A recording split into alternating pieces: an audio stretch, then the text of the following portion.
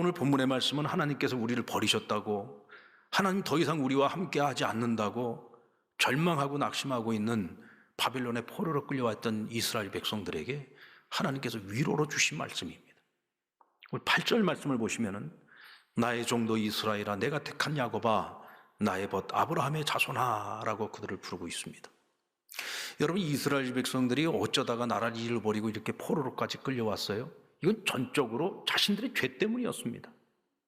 하나님께서는 끊임없이 선지자들을 보내어서 너희들이 지금 행하고 있는 그 모든 악한 행위에서 돌이켜서 다시금 하나님을 찾으라고, 다시금 하나님께로 돌아오라고 끊임없이 요청하셨죠.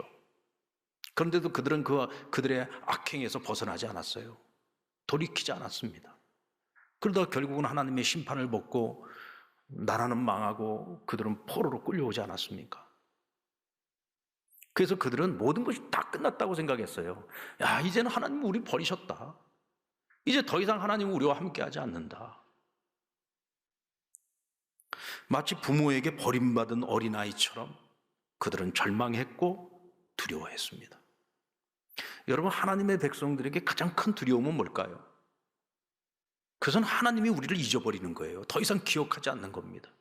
하나님이 더 이상 우리와 함께하지 않는 거죠. 그러니까 그들이 하나님 우리와 함께하지 않는다라고 생각을 할 때 얼마나 두려웠겠느냐고요. 근데 오늘 하나님께서 그들의 그 마음을 아시고 그들을 향해서 말씀하시는 겁니다. 아니야, 나는 너희를 버리지 않았어. 나는 너희를 떠나지 않았어. 난 지금도 너희와 함께하고 있어. 비록 너희가 죄를 짓고 비록 너희가 세상의 모든 사람들로부터 부끄러움을 당하고 있지만 여전히 너희는 내가 택한 백성이야. 여전히 너희는 내가 사랑하는 자들이야. 너희는 여전히 나의 벗 아브라함의 자손이야 라고 말씀을 하고 있는 것이죠. 9절 말씀을 보시면은 내가 땅끝에서부터 너를 붙들며 땅 모퉁이에서부터 너를 부르고 내게 이르기를 너는 나의 종이라. 내가 너를 택하고 싫어하여 버리지 아니하였다 그랬어요. 여러분, 우리 하나님 이런 분입니다. 지금 이 백성이 무엇 때문에 이렇게 두려워하고 있는지 괴로워하고 있는지를 정확하게 알고 계시고 그들의 그 깊은 두려움의 원인까지 찾아서 그들에게 필요한 말로 그들을 격려해주고 있는 거잖아요. 그들이 이 말을 들을 때 하나님이 여전히 우리를 사랑하고 계시는구나, 여전히 우리를 버리지 아니하시고 함께하고 계시는구나, 이것을 그들이 확신하고 깨달을 수 있도록 지금 말씀해주고 있는 거잖아요. 얘들아, 난 너희를 버리지 않았다. 여전히 너희는 나의 택한 백성이고 내가 너희를 싫어해서 너희를 버린 게 아니야 라고 말씀하고 있는 겁니다. 너희가 볼 때는 이것이 재앙처럼 보이지만 이거 재앙이 아니야.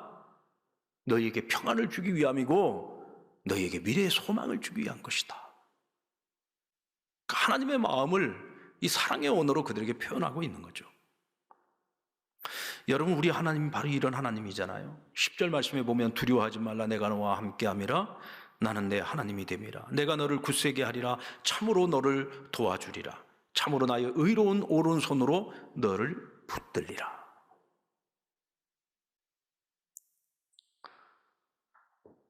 두려워하지 마라. 내가 너희와 함께함이라. 여러분, 내가 너희와 함께함이라 이 말은요, 이제부터 내가 너희와 함께할게 이게 아니에요. 미래의 약속이 아닙니다. 하나님은 과거에도 그랬고 지금도 그렇고 앞으로 미래에도 그렇고 나는 한 번도 너희를 떠난 적이 없어. 내가 너희를 택한 백성으로 삼는 그 순간부터 너희가 잘났거나 못났거나 너희가 의롭거나 너희가 죄악을 행하거나 어떤 상황 속에 난 너희를 버린 적은 없어 라고 말씀하시는 거죠. 난 늘 너희와 함께하고 있어. 단지 너희가 나를 멀리했기 때문에 내가 너희와 함께하고 있는 동안에도 너희가 나를 보지 못한 것이고 내가 너희에게 끊임없이 하고 있는 그 말을 너희가 듣지 못한 거야. 문제는 너희에게 있다는 거죠. 하나님께서는 언제나 함께 하심으로 자신의 사랑을 표현해 주십니다. 임마누엘의 하나님 아닙니까? 함께 하시는 하나님. 두려워하고 있는 백성들에게 두려워하지 말라고 명령하시는 것은 함께 하시기 때문이에요. 지금 너희의 형편과 처지가 아무리 최악이라고 할지라도 나는 너희를 떠나지 않고 너희와 함께하고 있다. 그러니까 너희 상황이 최악이라고 해서 내가 너희를 떠났다고 생각하지 말라는 거예요. 최악의 상황 속에서도 나는 너희와 함께하고 있다. 너희 그걸 알아야 된다라고 말씀하시는 거죠. 이사야 43장 2절 말씀. 우리 같이 한번 읽어볼까요? 시작. 내가 물 가운데로 지날 때에 내가 너와 함께할 것이라. 강을 건널 때에 물이 너를 침몰하지 못할 것이며 내가 불 가운데로 지날 때에 타지도 아니할 것이요 불꽃이 너를 사르지도 못하리니. 하나님께서 함께하시면 너희에게 물 같은 시험, 불 같은 시험이 찾아와도 물이 너희를 삼키지 못하게 할 것이고 불이 너희를 태우지 못하게 할 것이다. 여러분들, 하나님께서 함께 하시면 그 어떤 시험도 다 피해갑니까? 아닙니다. 하나님이 함께 하셔도 시험은 찾아와요. 근데 하나님의 약속이 뭡니까? 내가 너희와 함께 할 거야. 그래서 물이 너를 삼키우지 못하게 하고 불이 너희를 태우지 못하게 할 거야. 여러분, 그러면 되는 거잖아요. 어떤 시험이 찾아와도, 어떤 시련이 찾아와도, 어떤 환난이 찾아와도 하나님 우리와 함께 해주셔서 그것을 우리가 견뎌내게 하시고 버텨내게 하시고 이겨내게 하시고 극복하게 하시면 그럼 되는 것 아닙니까? 오늘 하나님께서 함께 하신다고 하는 것은 바로 이런 의미입니다. 근데 사람들은 주님이 함께 하는 것보다 주님으로부터 받을 보상, 주님으로 받을 선물, 여기 더 마음이 많이 있죠. 여러분, 예수님이 누굽니까? 예수님은 인간의 몸을 입고 이 땅에 오신 하나님이시죠. 하나님이 이 땅에 오신 거예요. 이 임마누엘 아닙니까? 우리와 함께 하시는 사건이죠. 그래서 예수님은 늘 백성들과 함께 했어요. 자기 제자들과 늘 함께 했습니다. 특별히 하나님과 깊은 교제를 위해서 기도의 자리로 나아가기 전에는 늘 제자들과 함께 했어요. 그러니까 백성들이나 제자들에게 가장 큰 축복이 뭐예요? 주님이 우리와 함께 하는 것입니다. 그보다 더 큰 축복이 없어요. 그거보다 더 큰 선물이 없는 거죠. 근데 제자들은 주님을 따르면서도 마음이 딴 데가 있었어요. 주님이 우리와 함께하고 있는 것이 복이 아니라 주님과 우리가 함께 함으로써 우리가 얻을 것이 무엇인가에 늘 마음이 있었죠. 그래서 베드로가 대표로 묻지 않습니까? 주님, 우리가 주님을 따르기 위해서 우리가 모든 것을 다 버리고 주님을 따랐는데 이제 우리에게 무엇을 주실 겁니까? 기대하는 바가 다른 거죠. 사랑의 언어, 사랑의 방식이 다른 거예요. 가정상담 전문가인 게리 체프먼 목사의 하나님의 사랑의 언어라는 책이 있습니다. 이 사람들은 각각 자기만의 사랑의 언어를 가지고 있다는 거예요. 이 5가지를 이야기하는데 첫 번째는 인정하는 말, 두 번째는 선물, 세 번째는 봉사, 네 번째는 함께하는 시간, 그리고 스킨십입니다. 사람들마다 각기 자기의 어떤 그 사랑을 표현하는 방식이 다른데 어떤 사람은 인정하는 말로, 어떤 사람은 선물로, 또 어떤 사람은 봉사로, 또 어떤 사람은 스킨십으로, 함께하는 시간으로, 이게 각각 자기의 사랑의 언어가 다 다르다는 거예요. 오늘 예수님과 그 제자들의 그 사랑의 언어가 보면 서로가 차이가 있는 것을 볼 수가 있어요. 예수님은 그들과 함께 하고 있는 그 자체가 사랑의 언어인 거예요. 근데 이 제자들이 바라는 사랑의 언어는 뭐냐면 보상이에요. 선물이에요. 우리에게 무엇을 해주실 겁니까? 선물을 기대하고 소망하고 있는 거죠. 근데 여러분, 이 제자들이 얼마나 어리석은 겁니까? 이 제자들에게 최고의 선물이 뭐예요? 주님이 우리와 함께 해주는 거잖아요. 사실은 주님께서 그들과 함께 해주시는 그 사건 속에 이 5가지 사랑의 언어는 다 들어있습니다. 세상에서 보잘것없고 아무것도 아니었던 사람들을 예수님께서 불러서 그들을 제자로 삼았죠. 그들이 인정해 주셨잖아요. 예수님 자신이 그들에게 최고의 선물이 되어 주셨잖아요. 예수님께서 그들과 함께하는 그 자체가 뭐야? 봉사잖아요. 훈련시켜 주시지 않았습니까? 그게 봉사죠. 끊임없이 그들을 위로해 주시고 만져주시고 격려해 주시고, 그들이 두려움에 사로잡혀 있을 때 심지어는 물 위를 걸어가서 그들을 위로해 주시고 격려해 주셨던 분이 예수님 아닙니까? 예수님이 함께하는 그 자체가 그들에게 가장 큰 선물이었는데 그들이 바라는 선물이 다만 달랐을 뿐인 거죠.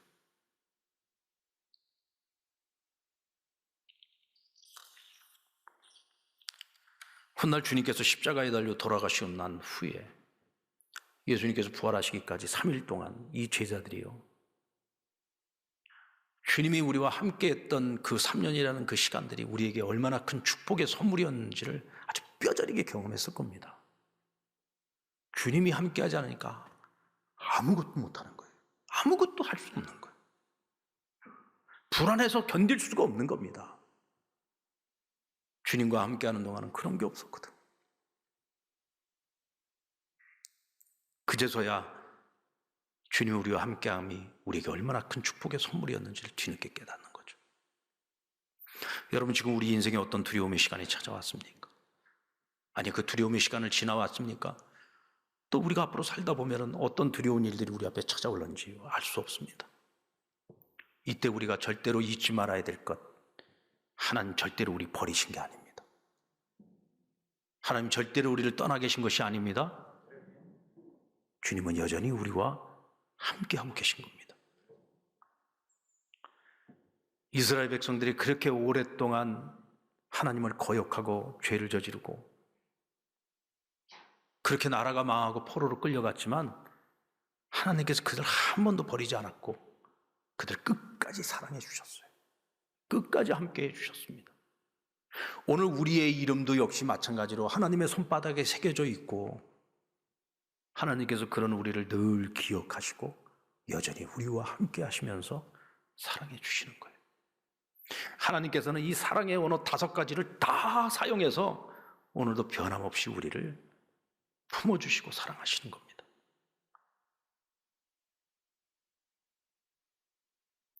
그렇다면 왜 사람들은 함께 하시는 하나님을 보지 못하는 걸까요? 왜 두려운 날에 주님을 바라보지 못하는 걸까요? 그것은 우리가 하나님을 가까이 하지 않았기 때문이에요.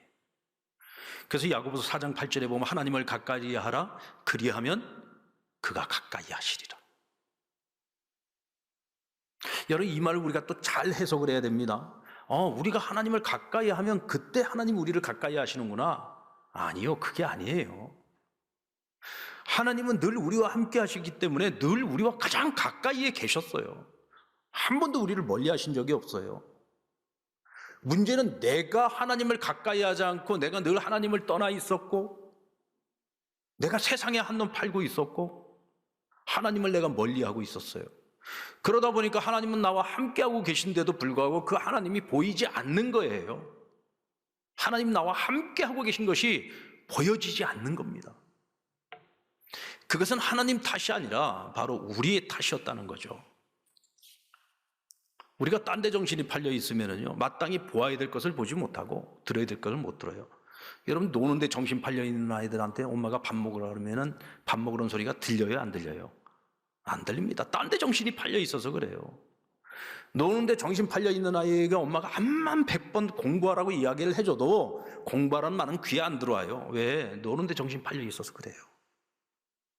세상에 정신이 팔려 있으면은 하나님의 음성이 안 들립니다. 하나님이 함께하고 있는 것도 안 보입니다.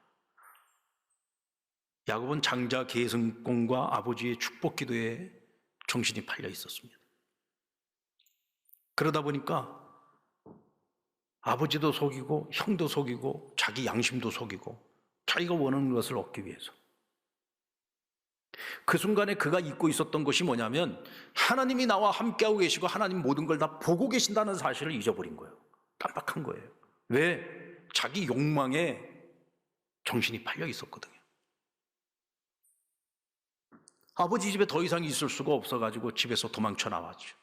멀리 하란 땅으로 가는 길에 밤을 맞이하고 베델이라고 하는 곳에서 돌베개를 베고 누워있는데 누워서 하늘을 보고 있으니 참 앞으로 살아가야 될 날이 캄캄한 거예요. 앞으로 내 미래에는 어떤 일들이 펼쳐질까?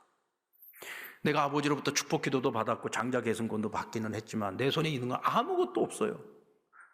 그 축복의 약속들이 언제 이루어질지 알 수도 없어요. 그 두려운 밤을 보내고 있는데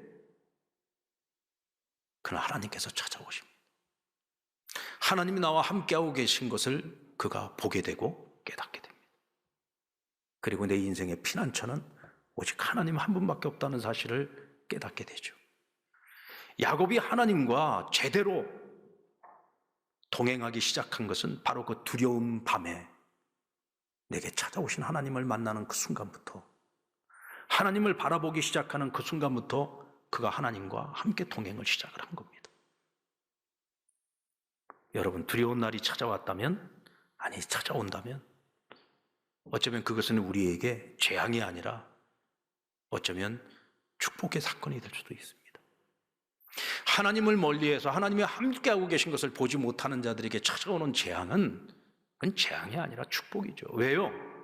모든 것을 잃어버리고 그 두려움 속에서 비로소 하나님을 찾을 수 있고, 비로소 하나님을 만날 수 있고, 비로소 나와 함께하고 계시는 하나님을 보게 되고 깨닫기 때문입니다.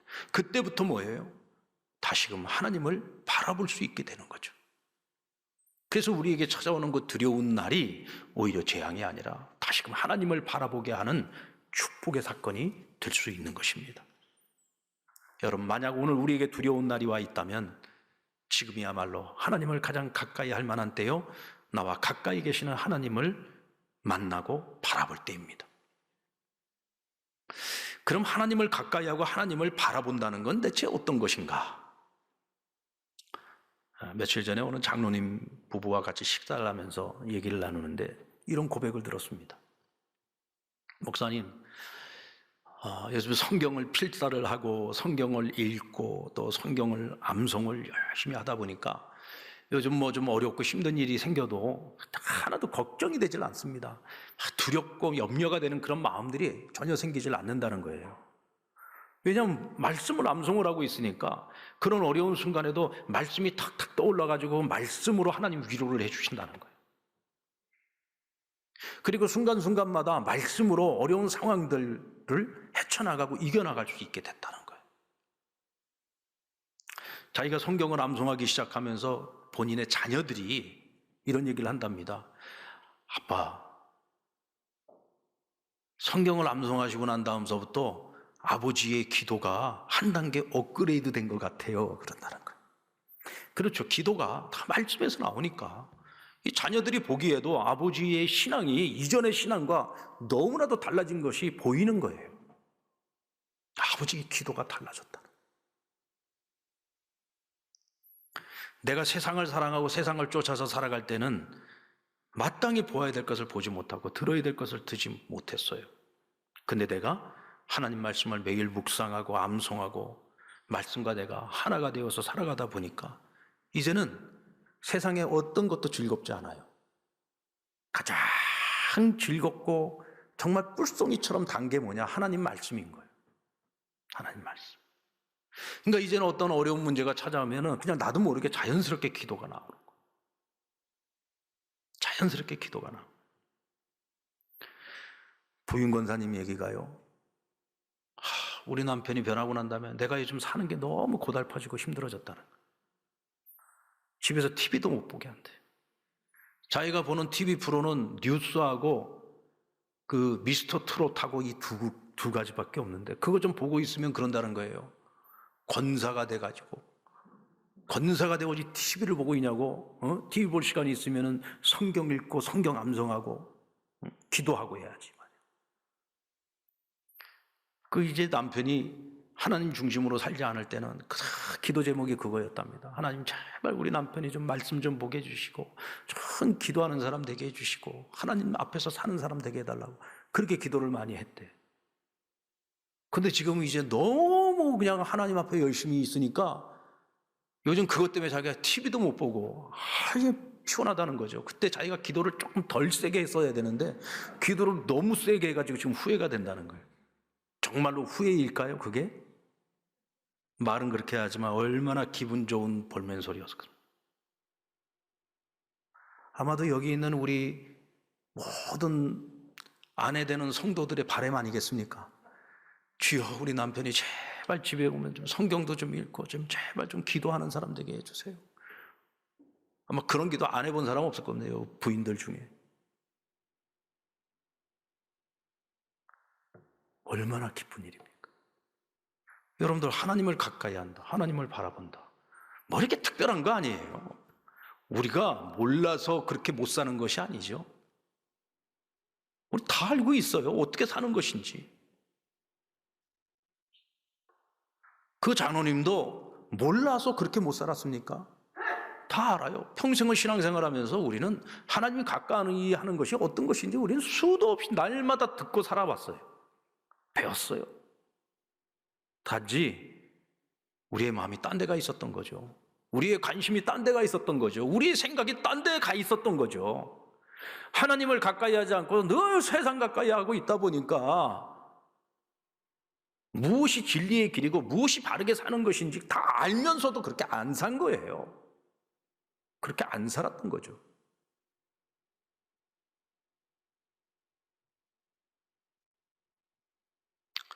여러분, 매일매일 하루 세끼 꼬박꼬박 식사를 챙겨 먹듯이 우리가 그렇게 하나님의 말씀을 묵상하고 암송하고 또 하나님 말씀대로 살아보려고 다 애를 쓰고 다윗처럼 아침에도 기도하고 저녁에도 기도하고 즐거울 때도 기도하고 힘들 때도 기도하고 두려운 날에도 기도하고 이렇게 늘 말씀과 기도로 하나님과 동행하면서 살아가다 보면 우리 인생에 얼마나 많은 간증거리들이 쌓여가겠습니까?